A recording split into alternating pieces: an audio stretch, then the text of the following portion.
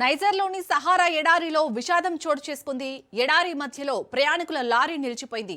3 రోజుల పాటు తాగడానికి నీరు లేక 50 మంది మృతి చెందారు. ముస్లింల పండుగ ఈద్ అల్ అదా వేడుకల్లో పాల్గొని మాలి నుండి తిరిగి వస్తుండగా ఈ ప్రమాదం జరిగింది.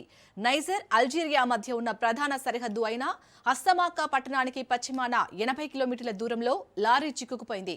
అక్కడ తీవ్రమైన ఉష్ణోగ్రతలు, నీరు లేకపోవడంతో 50 మంది చనిపోయారు. కేవలం 2 మాత్రమే ప్రాణాలతో బయటపడ్డారు.